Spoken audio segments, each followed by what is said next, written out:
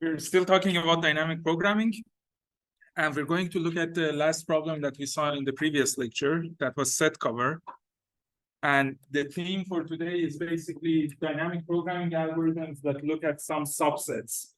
So we also call these dynamic programming on bit masks. You will see why very soon, because I'm going to code it, and you'll see that in the code, I'm going to do a lot of bitwise operations. Okay, so remember the set cover problem? I have the set of numbers from 1 to n, and then I have k subsets, S1, S2 to Sk, and I want to choose as few subsets as possible so that they cover the entire set from 1 to n.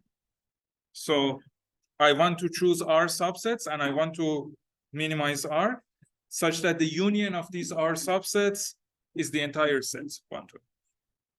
So let me draw this.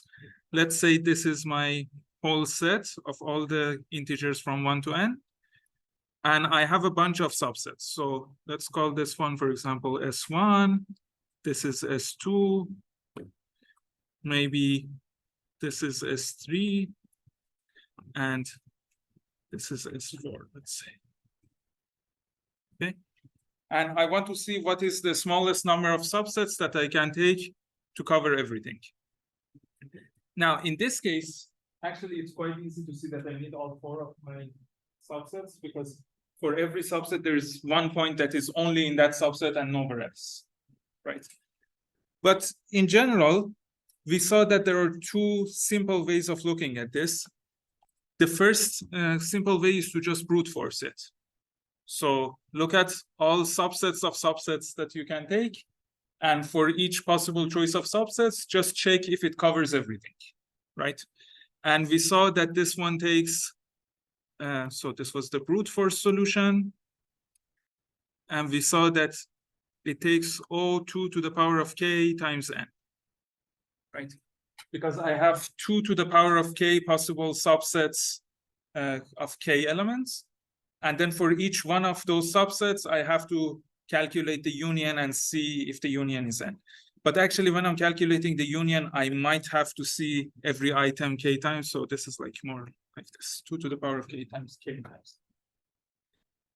But in the previous session, we talked about this idea that suppose k is large, but n is small. So suppose I have very few elements, right? Then I don't want to have 2 to the power of k. I would prefer to have 2 to the power of n in my runtime. So I want to have polynomial dependence on k, but it's fine if I have exponential dependence on. And then we saw the dynamic programming solution, which was basically this. It was like dp of I and s, where s is a subset of numbers, subset of, let's say, 1, 2 to n. We define this as the minimum number of subsets to cover S if I can only take from the first I subsets. So I can only take S1, S2 to Si. Okay? If only S1, S2 to Si are available. Okay? Now, the base case is when I is 0, right? So if I is 0, I don't have any subsets to take, so I cannot cover anything. So I can say that dp of 0 and empty set, if I want to just cover the empty set, that's 0. But dp of 0 and anything other than the empty set, so any non-empty set, is going to be, I put plus infinity, which means that it's impossible to do it. Okay. And then, so let's say I want to calculate dp of is in the general case where I is not 0. So this was very similar to knapsack. For example, let's say my I is 4. I have 4 subsets. I say, look at the last one. I'm either going to take that into my solution or I'm not going to take it into my solution. If I don't take the last one into my solution, then I have to cover everything with the previous subsets. with the first I minus 1 subsets.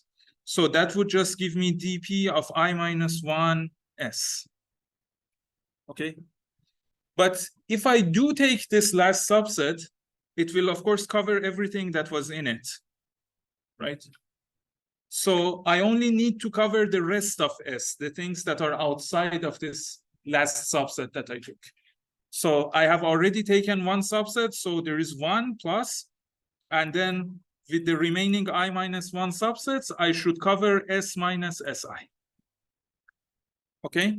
And of course, again, I have two choices. I want to minimize the number of subsets that I'm taking. So I'm going to say that my answer is the minimum of these two things. We did all of this in the last session too. Now the question is, how would you actually code this? And this is the new part in this session. So in the last session, we said that, well, I'm going to have, first of all, how many DP variables? I have k times 2 to the power of n different DP variables, because S is now a subset of the numbers 1 to n. Okay, so in practice, when you have problems like this, if you want to actually code it, usually your n is like 20 or something, because you want 2 to the power of n to work, right? Maybe n is at most 30, but let's say it's 20. And then, but k can be really large. Anyway, we said that the number of DP variables that we have is k times 2 to the power of n.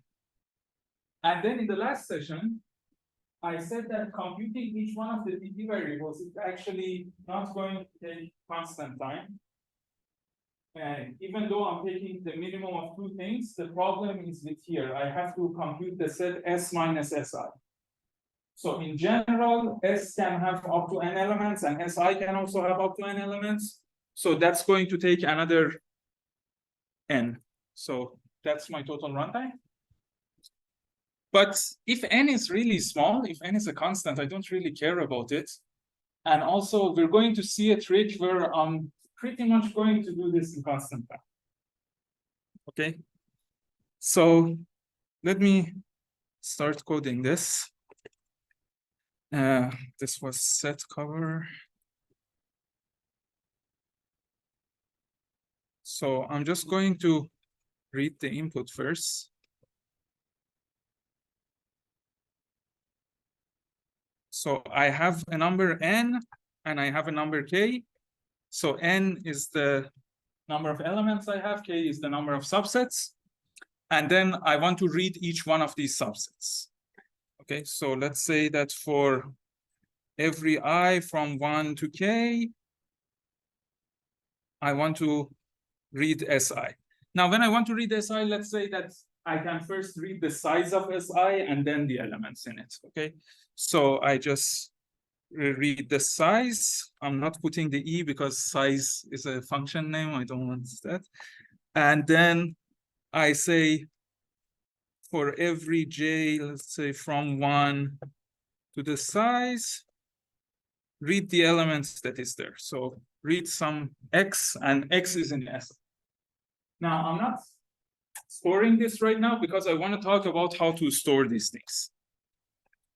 So here's the thing.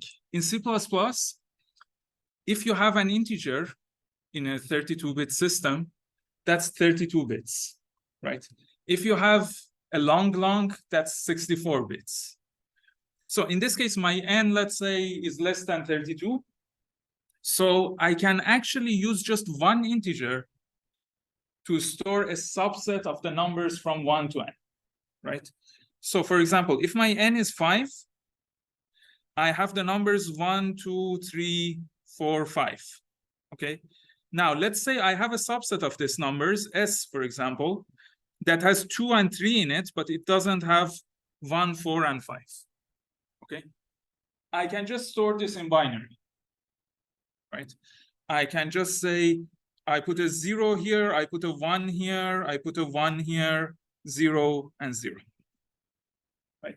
I can say this binary representation, which can be saved as an integer in C++, it actually represents the set X. Now, in practice, to be honest, we're going to do it in the opposite direction because I want this 1 to be represented by the rightmost digit. So I'm going to code it in the opposite direction of this. But that's the basic idea. But the really interesting thing is that if I represent my sets like this, then I can use bitwise operators to add new elements to a set, or to take the complement of a set, and so on. So here's the thing. Let's say I have the set S, and I want to add some element. I want to add 4. Okay. How would I do this? Well, I just have to go to this bit, which corresponds to 4, and I have to set that bit to 1. Right?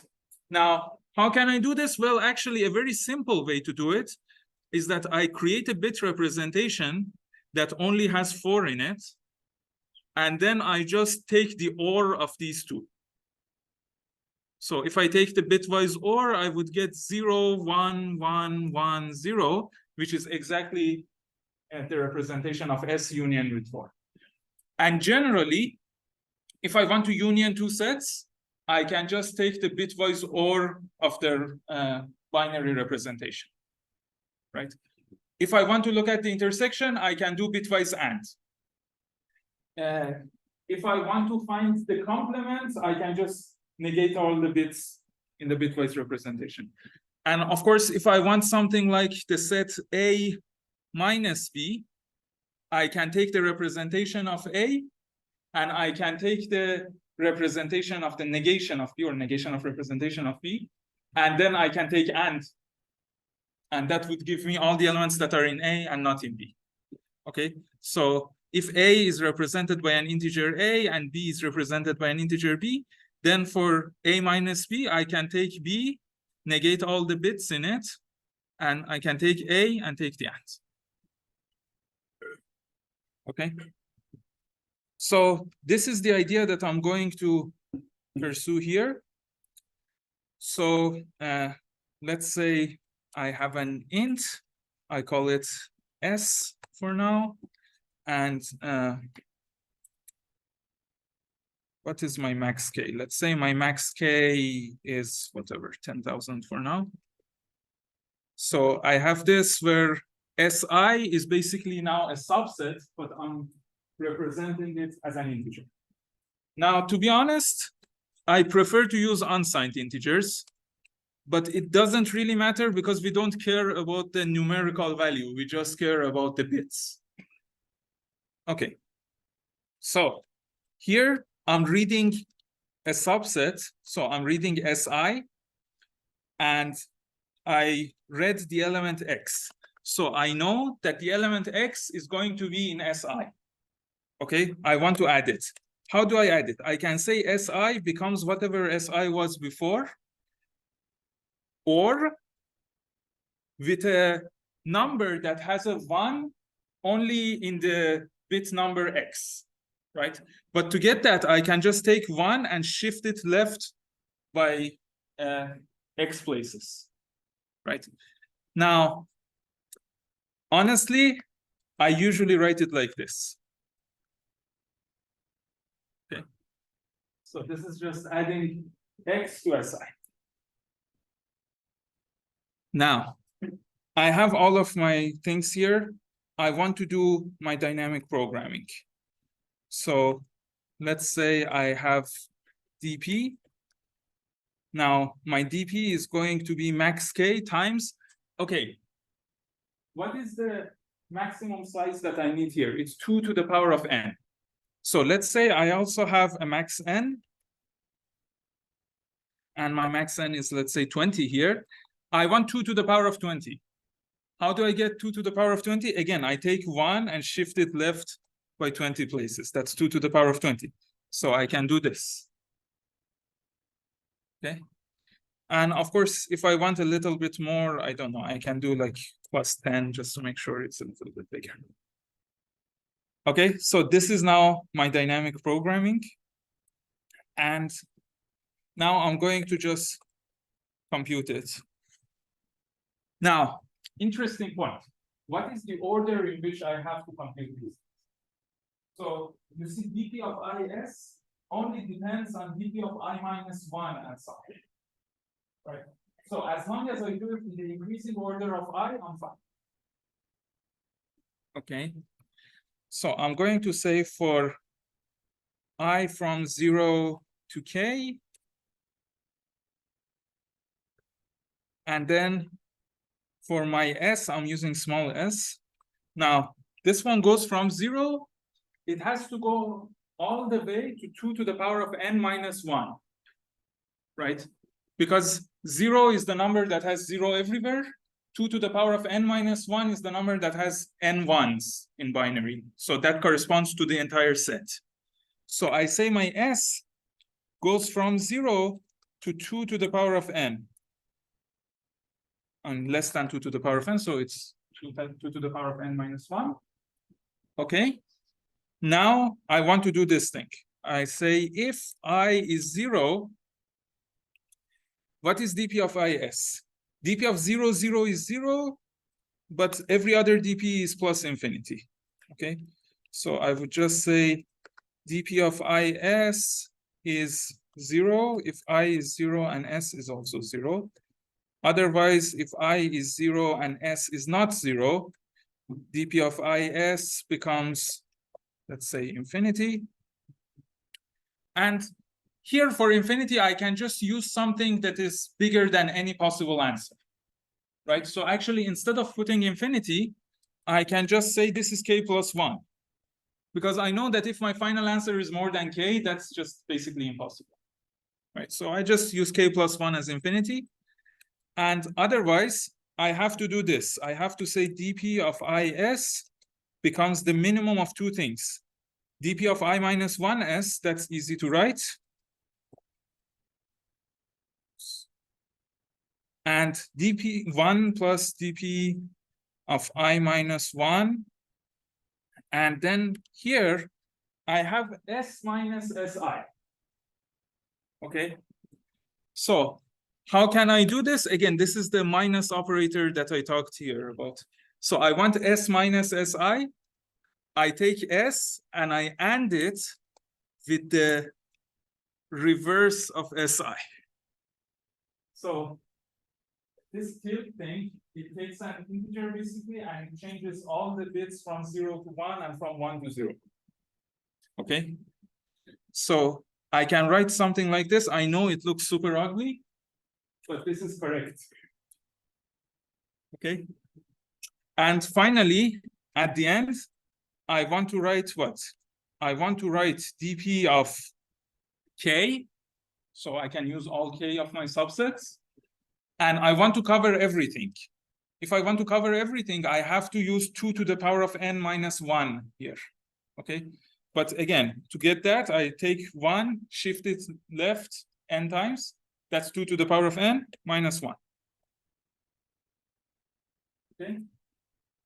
So this is how we write this kind of really complicated code with all of these subsets and so on in like 39 lines. And most of the lines are actually not even necessary. Okay. So, and you also now see why we call it dp with bit masks, because I'm basically thinking of this integer as a mask of bits that tells me which elements are there and which elements are not there. Okay. Let's do another example. Let's do Hamiltonian path. So let's say that I have a graph. I'm doing it with a directed graph, but this also works with an undirected graph. So I have a graph and it has n vertices. And I just have to answer yes or no. Does it have a Hamiltonian path? And a Hamiltonian path is a path that sees each of the vertices exactly once. So can I start at one of the vertices and just keep going and see each one of the vertices exactly once? That's the question. Okay. Now, what is the brute force solution here? The brute force solution is to say that, well, I have all the vertices from 1 to n. I have to see them in some order, in some permutation. So let me just try all the possible permutations. Just try all permutations of the numbers from 1 to n. There are n factorial of them. And for each one of them, check if there is a path in the graph. Okay? So check all n factorial permutations. Now, what is the runtime? Well, I have n factorial permutations. For each one of them, I have to check n-1 edges to see if those edges are in the graph or not. So it's O(n) factorial times n. Okay. Nice. So that's my brute force solution. I want to do better than this, of course.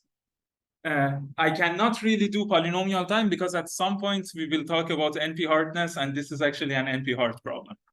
So I don't expect to find polynomial time, but n factorial is just too big. Let's say I have a graph with 20 vertices. I have to be able to solve it at least for 20 vertices, right? So can I somehow trade this in n factorial for like 2 to the power of n? I would be happy if I just have 2 to the power of n. Okay. So here's the thing. I'm going to just do some simplification, and I'm going to say, suppose I know which vertex is the starting vertex. Because if I can solve that situation, then I can just try all the possible starting vertices. My runtime just gets multiplied by n, but I find the solution. Okay, so this is my variant. The question is decide whether there is a Hamiltonian path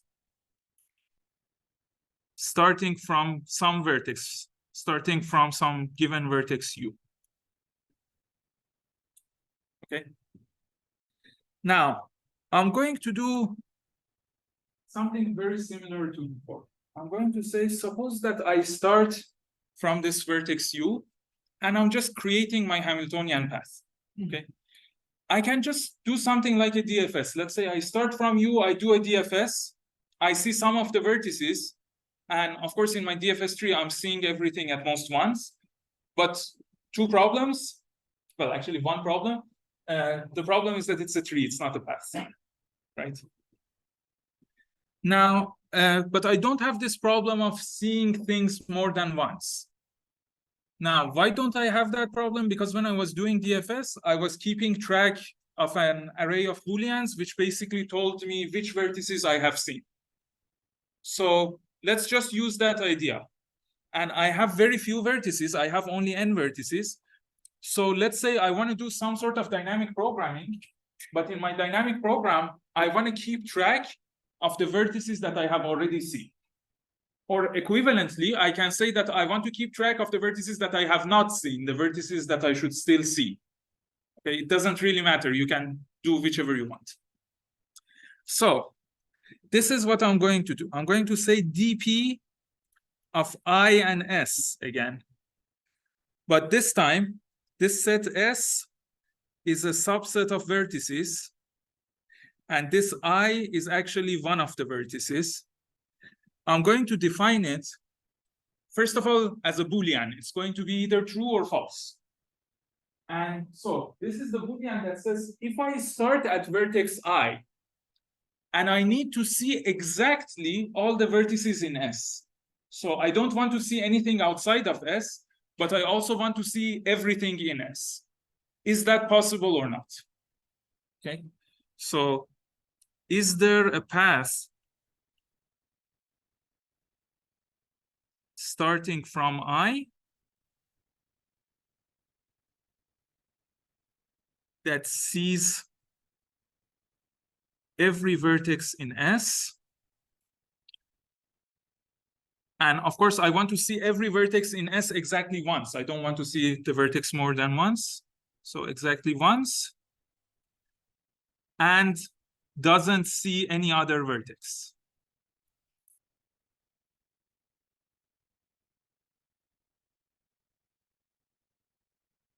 So the answer to this question is either yes or no, and that's what I'm going to save in my dp variable.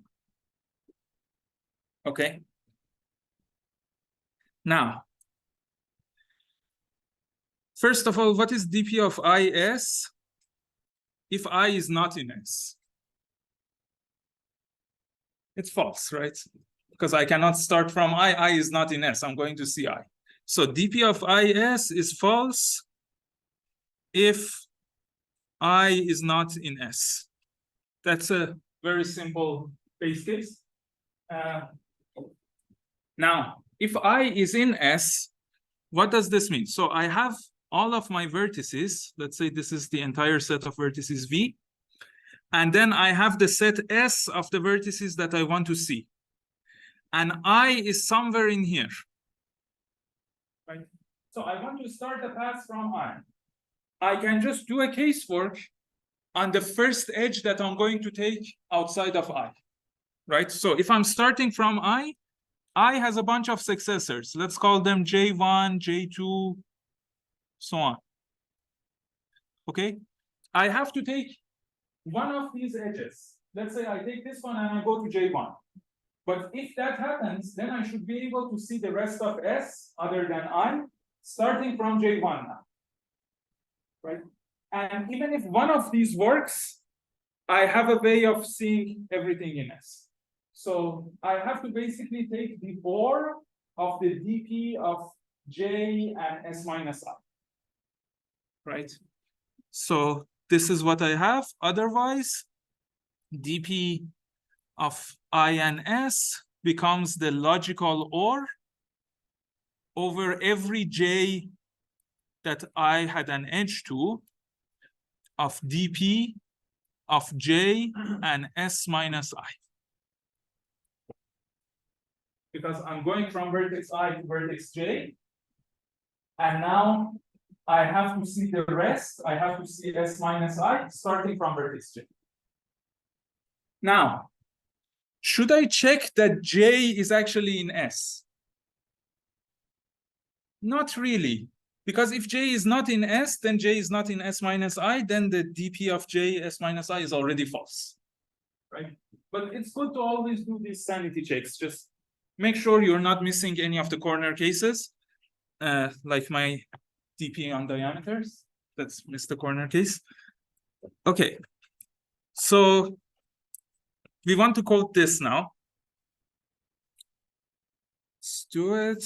I'm going to call this one Hamiltonian.cpp.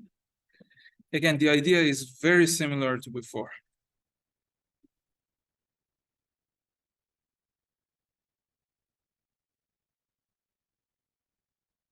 So let's say I have a maximum n, and in this case, it's just 20.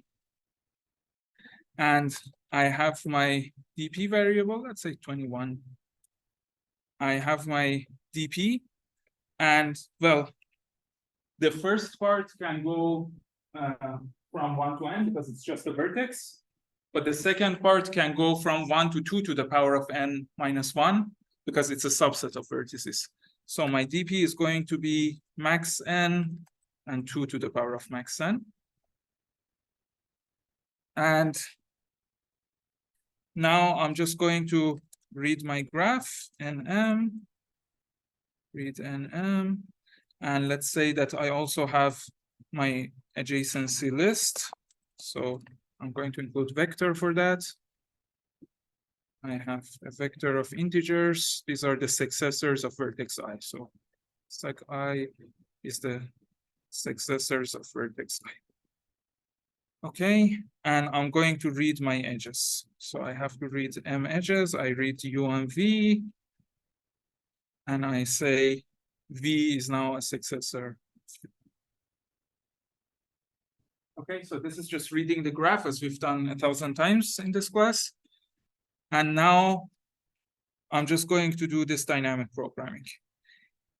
Again, here it's really important. What is the order in which I should do my dynamic program? You see, this one doesn't have any prerequisites. dp of is is just false in this case.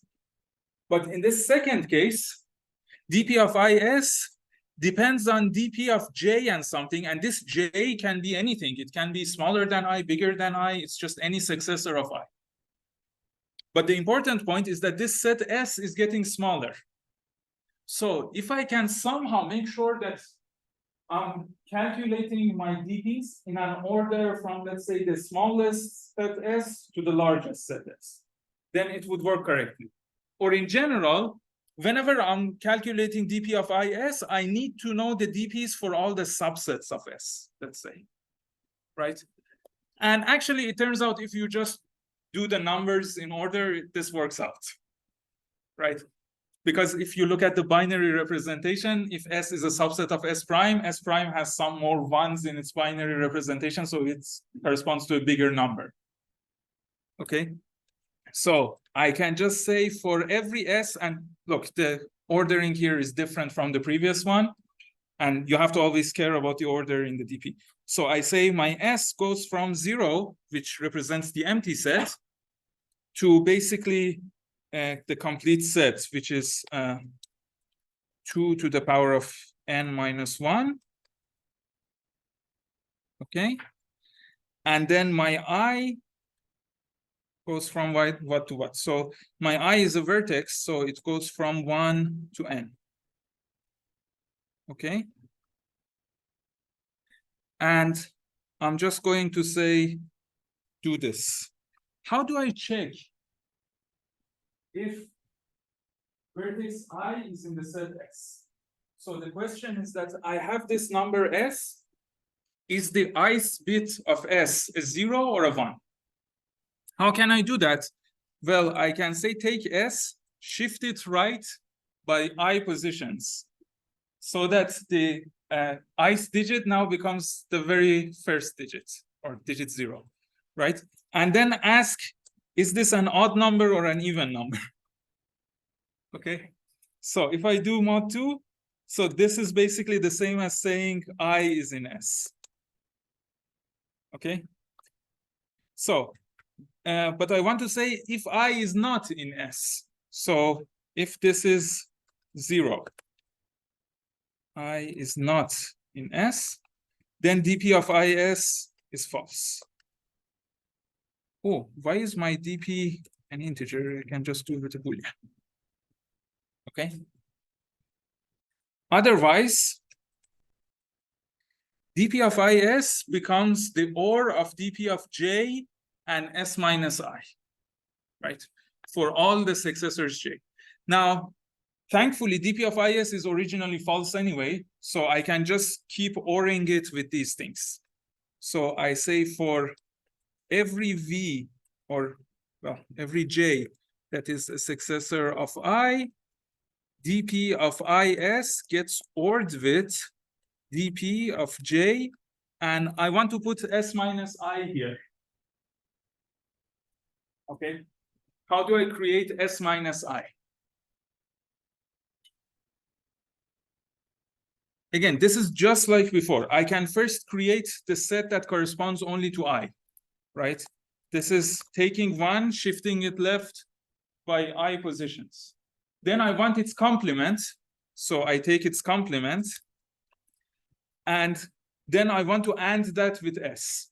So S and this. And I'm adding all these parentheses because I can never remember what the order of these operations is. So I always just put extra parentheses.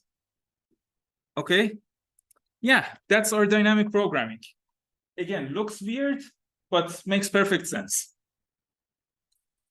Now, going back here, suppose that I computed all of these dp values as I have done in my code. How does this tell me if I have a Hamiltonian path starting from vertex u? Well, basically, if I just look at dp of u and everything, right? So if I start from u, can I see all of my vertices? If this is true, then I have a Hamiltonian path starting from u. Okay. So this is true if and only if there exists a Hamiltonian path starting from u. Nice.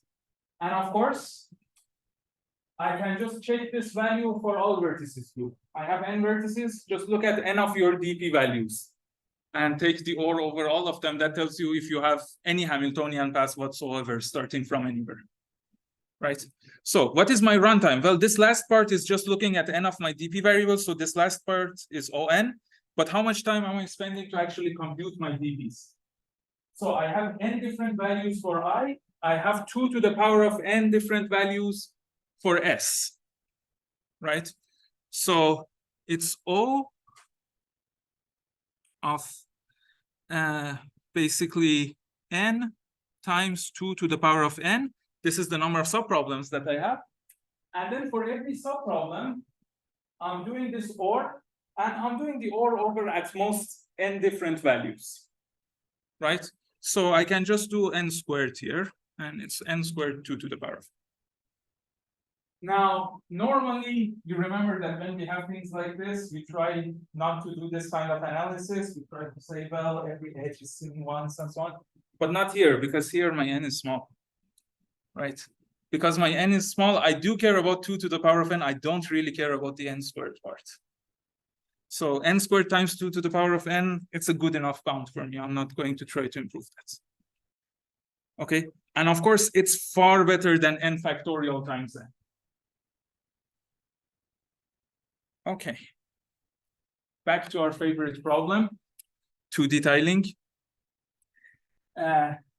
So let's say that in the input, I'm given n and m, and in the output, I want to say what is the number of ways to tile an m by n grid with dominoes. And dominoes are basically 2 by 1 or 1 by 2 rectangles. And to keep the matter simple, I want to say there are no gaps. Okay, so I have a grid like this. I was too lazy to create all of these parts. And I want to fill it out with dominoes. Now, the idea is that I'm going to use any subgrid as my subproblem. Basically, I'm going to calculate a dP of this subgrid, or this whole grid, and the dP of this grid is going to be the number of ways to tile this grid.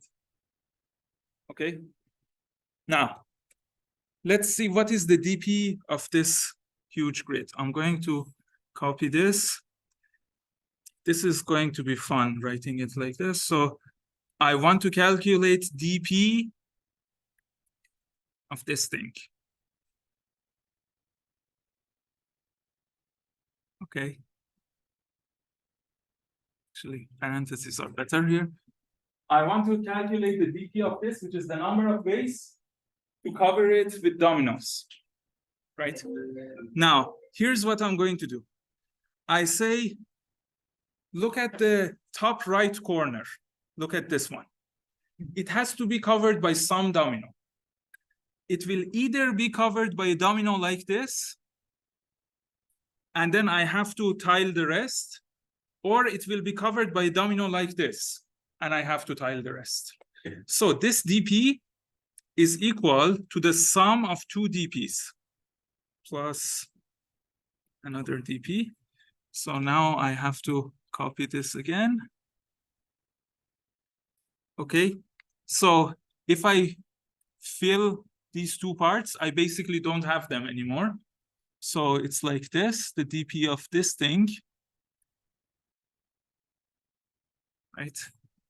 Plus the dP of the grid in which I have removed these two.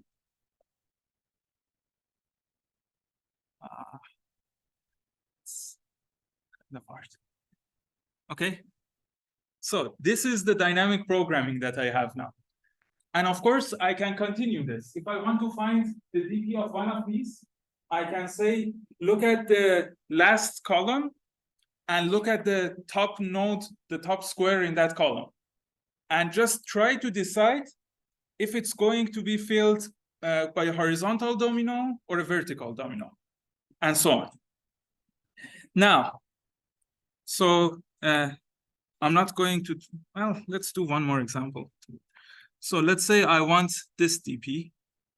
Let's say I want dP of something that doesn't have this one. Let's say it has these two, it doesn't have this one. And for some reason, it also doesn't have this one. Okay. I want to calculate this dP, let's say.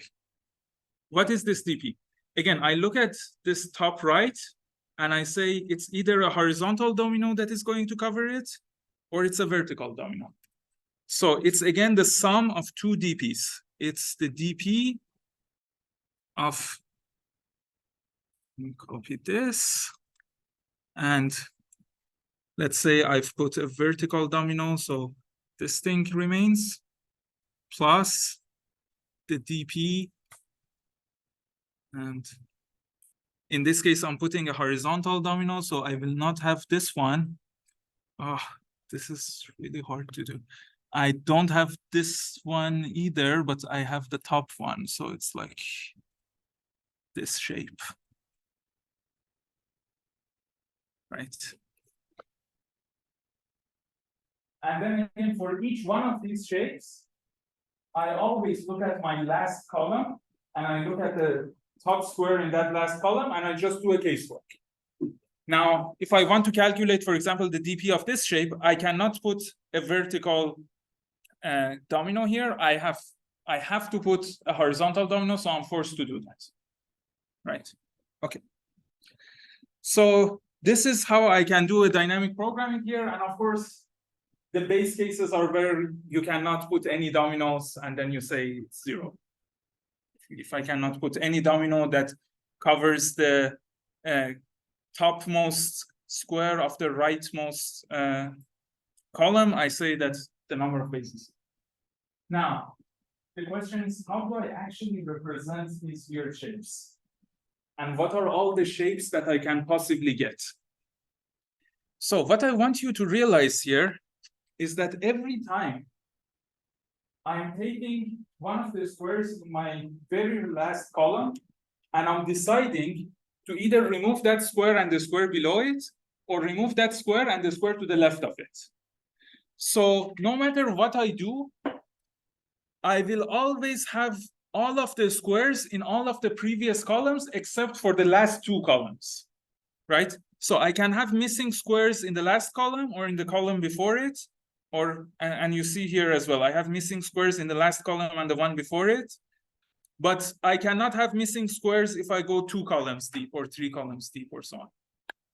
So if I want to represent these shapes, the way I can represent them is like this. So for example, let me just take this shape. This is my shape. This is its representation. I can say, well, how many full columns do I have other than the last 2 columns? So let's call this I, right? So I would do dp of I. I is the number of full columns, or I could also say I is the total number of columns. I don't really care. Let's do this. Let's say I is the total number of columns. But then I know that all of my columns are full except the last 2. So I just need a bit mask on each of the last 2 columns.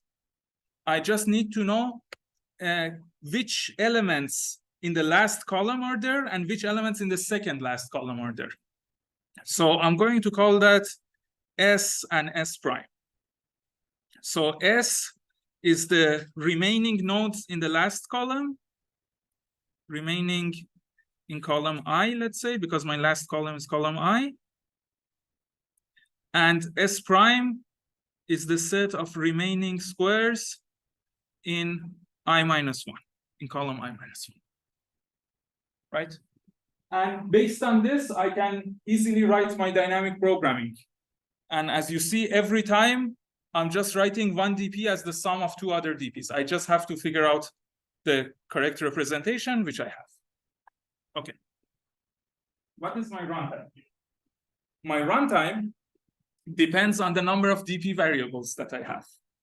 Okay, and I'm assuming that I can represent these numbers, basically these S and S prime and so on, as integers, so I can do set operations on them in constant time. Okay, so every time that I want to find the dp of something, it's the sum of 2 previous dp's.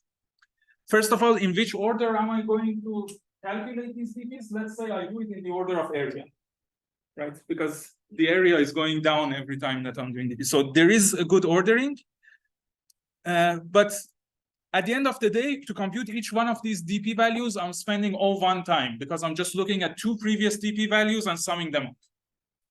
So my runtime is basically the same as the number of my DP values, if I'm using the O notation and don't care about the constants. How many DP values do I have? Well, I can go from 1 to n. S and S prime are subsets of my rows. So I have 2 to the power of n possibilities for S and 2 to the power of n possibilities for S prime, right? So I can say the total number is n times 2 to the power of m times 2 to the power of m, which is n times 4 to the power of m. Okay? But now we can do the same trick that we were doing before, right? Here's the thing. I cannot have a particular row, for example, this row, be missing in the second last column, but not be missing in the last column, right? So in other words, my last column is always a subset of my second last column. So these S and S prime, they're not completely independent subsets of the numbers from 1 to n. One of them is also the subset of the other one. So the total number of combinations of S and S prime that I can have is actually 3 to the power of n, not 4 to the power of n. Because each one of my rows has 3 cases. It either only appears in, I forgot which one was S, which one was S prime. It either appears in exactly one of S and S prime, or it appears in none of them, or it appears in both of them. So 3 cases. Okay. So my total runtime, I mean, this analysis is correct, but I can do a better analysis and get a runtime of n times 3 to the power of n. Okay. Great. We have 3 more minutes. Let me just give you this last problem. So imagine that you want to buy a bunch of items. You have k items. And let's say that there are n online shops that can sell you these items. But the shops have a bunch of promotions. So it's not like the shop has a particular price for every item. Each shop actually has a price for each set of items, right? So the shop says, if you buy item 1 and 2, this is how much you have. So I have a function called SI. This is the price of shop I. It takes a subset of items and it tells you how much you have to pay for it. Okay. And you want to find the minimum total cost to buy all the items. Okay. Now, this is actually a DP which is very similar to the DP with set cover. The only difference is that our sets actually have values. So it's like when I want to take S1, how much money should I pay to take S1? So I can do a very similar dynamic programming here. And again, here I'm assuming that the number of items is small. So K is small. So I'll do something like this. I'll say that DP of I and some subset, let's use big K for it. Why is there so much delay? What's happening? Okay. So I is saying that I can only use the first I shops. Okay. And K says that I have to buy all the items in K. So this K is a subset of items. 2 restrictions. Okay. So this is min cost with these restrictions. This restriction and this restriction. Okay. Now I want to calculate DP of IK. Now, this is just going over all the subsets. When I have I shops, I want to buy the items in K from these I shops, right? So I just ask, what is the subset of items that I'm going to buy from the last shop? And I just do a casework on that, okay? So suppose I buy some subset, whatever, let's call it K bar, from the last shop, from shop I. What would the cost be? So I have the cost of shop I on K bar, and then from the other I minus 1 shops, I have to buy everything in K minus K bar. And also, by the way, I can buy the same item more than once. It might be optimal to do that, right? So plus dp of I minus 1, K minus K bar. Now, of course, I have to take the minimum over all K bar. This, because I want to choose the best subset of items that I can buy from the last shop. Okay. Finally, runtime analysis. How many different values do I have for I? I have n different values. How many different values do I have for big K? 2 to the power of small k. How many different values do I have for small k? Again, sorry, K bar, again, 2 to the power of small k. So my total runtime is O(n) times 4 to the k. Okay. Have a nice exam tomorrow.